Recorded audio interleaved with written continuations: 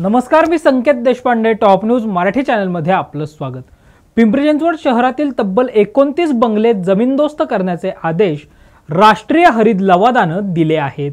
पिंपरी चिंचवड शहरातील चिखली परिसरात रिव्हर रेसिडेन्सीच्या मागे इंद्रायणी नदीच्या पूररेषेत नागरिकांना ओपन बंगलो प्लॉट विक्री करण्यात आले होते।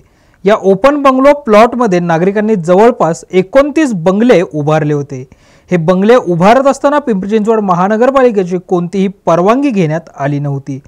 मात्र हे 29 बंगले इंद्रायणी नदीच्या पूररेषेत येत असल्यानं या बंगल्यांवर हतोडा चालवण्याचे आदेश राष्ट्रीय हरित लवादानं दिले असून बंगल्याच्या मालकांकडून प्रत्येकी 5 कोटी रुपये इतका दंड देखील वसूल करण्याचे आदेश देण्यात आले आहेत। सदरचा प्रकार हा गट नंबर 90 चिखली गावामध्ये आहे। सदरचं गाव हे पिंपरी चिंचवड महानगरपालिकेच्या हद्दीत आहे।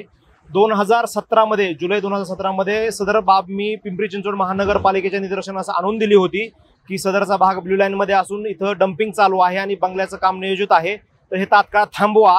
त्याच्यामुळे इंद्रायणी नदीचं प्रदूषण हे मोठ्या प्रमाणात होत आहे। इंद्रायणी नदी ही आमच्या आस्थेचा विषय आहे, वारकरी संप्रदायाचा ज्याचा संबंध आहे, तर हे प्रदूषण थांबवण्यासाठी मी त्यांच्याकडे वारंवार विनंती केली, पण त्यांनी न थांबवल्यामुळं कोविडच्या कारणामुळे मला ही तक्रार घेऊन जाण्यास उशीर झाला आणि ते 2000 साली मी जुलै महिन्यात ही दाखल केलं प्रकरण दाखल केलं। त्यावेळेस फक्त एक बंगला होता।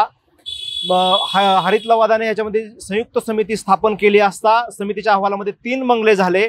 महाराष्ट्र प्रदूषण नियामक मंडळाचं जेव्हा प्रतिज्ञापत्र आलं तेव्हा 16 बंगले झाले।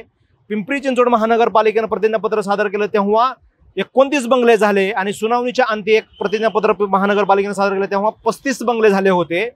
सदर सुनावणी 15 मे रोजी पूर्ण झाले असता तिथं 35 बंगल्यांचं बांधकाम होतं।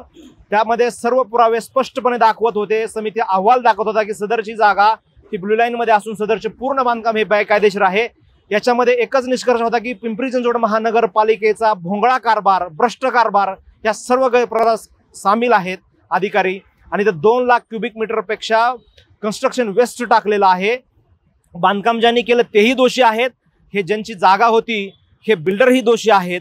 हे संगनमताशिवाय होऊ शकत नाही। पण कुठंतरी ह्या मान्य हरित लवादाच्या निर्णयानं आता थोडीशी राहत मिळाली आहे आणि बेकायदेशीर बांधकामाला चाप मिळेल, इथून नागरिक सजग होऊन होणाऱ्या शहराचा विकास आपला हा सस्टेनेबल होईल अशी अपेक्षा ठेवतो आणि इथून पुढं आता जजमेंटच्या सविस्तर अभ्यासानंतर पुढील वाटचाल होईल। हे किती दिवसांमध्ये बांधकाम जमीनदोस्त करण्याची ऑर्डर आहे? हे 6 महिन्यामध्ये यांना सुनावणी द्या, त्यांचं म्हणणं ऐकून घ्या आणि इथून पुढं हे बांधकाम 6 महिन्याच्या आत उद्ध्वस्त करायचंय। 5 कोटी रुपयाचा दंड यांच्याकडून वसूल करायचा आहे। ते त्यांच्या प्रत्येकाच्या प्लॉट एरियाच्या प्रमाणात त्यांच्यावर तो दंड वसूल करायचा आहे आणि 7व्या महिन्यामध्ये हे कारवाई पूर्ण केल्याचा अहवाल परत हरित लवादाकडे जमा करण्याचे आदेश हे पिंपरी चिंचवड महानगरपालिकेला देण्यात आलेले आहेत। आम्हाला 3 ते 4 वर्षापासून आम्ही इथं राहतो आहे आणि आम्हाला आत्ता रिसेंटली काल परवा समजलं की म्हणजे 1 तारखेला समजले की हे आमचे घर पडणार आहेत। त्याच्या पहिलं परंतु तुम्ही हे जे काही सगळं इथं बांधलेलं आहे त्या अनुषंगाने तुम्ही काय काय सरकारकडे भरता? टॅक्स भरता, लाईट बिल भरता, काय काय? आम्ही लाईट बिल भरतो, टॅक्स भरतो, पाणी बिल भरतो, ड्रेनेज कनेक्शन आहे इथं। आम्ही हे सर्व गोष्टी गव्हर्नमेंटला पे करतोय, म्हणजे PCMC महानगरपालिकेला पे करतोय आम्ही। म्हणजे एकीकडे सरकारनं सगळ्या सुविधा पण दिल्यात आणि दुसरीकडे सरकार म्हणते हे अनधिकृत। हो हो हो हो काय झाले नेमकं? सर आधी आता हे तर सध्या कसं आहे ब्ल्यू लाईन मध्ये हे आम्ही आता आम्हाला समजलं की हे ब्ल्यू लाईन मध्ये आहे। आम्ही ज्यावेळेस जागा घेतली होती की ते R झोन प्लस हरित झोन असं आहे सांगण्यात आलेलं होतं, पण आम्ही ज्यावेळेस जागा घेतली की हे आम्हाला माहिती नव्हतं की ब्ल्यू लाईन कुठून आहे ते। त्याच्या अनुषंगाने आम्ही आधी एक बंगला बांधला होता, त्याच्यानंतर बंगले बांधत गेलो सर। जर एक बंगला बांधला होता त्यावेळेसच जर महानगरपालिका जर कारवाई केली असती तर हे बाकीचे अनधिकृत जे 29 बंगले आहेत ते बांधले नसते सर। नाही सर, आम्ही परवानगी घेतली नव्हती, कारण आम्ही इन्क्वायरी केली होती, पण त्यावेळेला असं काही माहीत नव्हतं की हे ब्ल्यू झोन आणि ग्रीन झोन। पण आम्हाला एवढं माहीत पडलं की त्याला खूप वेळ लागतं परमिशन घ्यायला, 6-8 महिने लागतात। पण आपल्याजवळ तेवढे पैसे पण नव्हते, खर्च पण 4.5-5 लाख रुपये खर्च जातं म्हणते आणि 1 गुंठ्यात जास्त परमिशन होत पण नाहीये। मग त्यामुळे नाही घेतलं आणि आम्ही बिल्डरला पण विचारलं की असं असं आहे म्हणून, तर ते म्हणलं काय गरज नाही आहे, आम्ही हा बघून घेतो सगळं। यात तुमच्या अज्ञानाचा फायदा नेमका काय कोणी? आमच्या बिल्डरनी ज्यांनी डेव्हलप केले जागा त्यांनी घेतलंय। त्यांनी रिसर आम्हाला फसवणूक केली की बाबा ही जागा तुम्हाला पार आम्हाला ह्या कोपऱ्या फक्त ही जे बोर्ड लावले सर तिथनं फक्त 20 फूट त्यांनी ब्लू झोन दाखवलंय, बाकी आर झोन आहे असं त्यांनी दाखवलंय. आता जमीनदोस्त करायची ऑर्डर आली. हो सर. काय आता कसं काय पुढं करणार तुम्ही? आता जे नगरपालिका आदेश देईल त्या हिशोबाने आम्हाला चाला लावावं लागेल. ठीक आहे. आता मला विनंती आहे की नगरपालिकांना काय आम्हाला जर सहयोग करत असेल ज्या हिशोबाने ते त्यांना काय वाटत असेल की कसं करता येईल काय नाही. समजा आम्ही जर या साईडला भिंत बांधू, संरक्षण भिंत चांगली मोठी, तसं जर चालत असेल तसं करू. पण जर त्यांच्या हिशोबाने चालावं लागेल.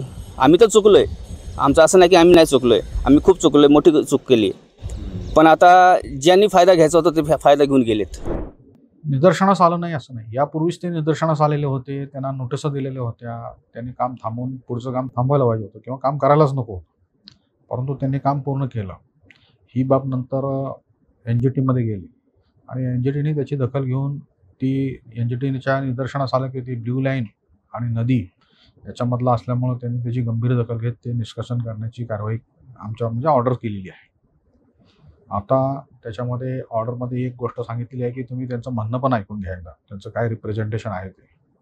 त्या दृष्टीने आम्ही त्यांना नोटिसा देऊन त्यांचं म्हणणं ऐकून घेणार आणि जी काही मुदत दिलेली आहे 6 महिन्याची त्या मुदतीत आम्ही त्याच्यावर कारवाई करणार.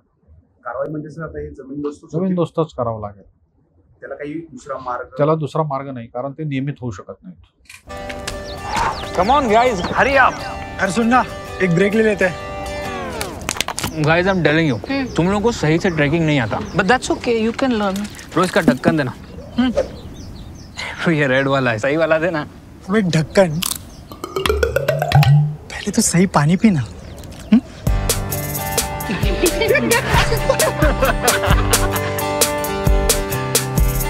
Manikchand Oxyrich, proudly Indian.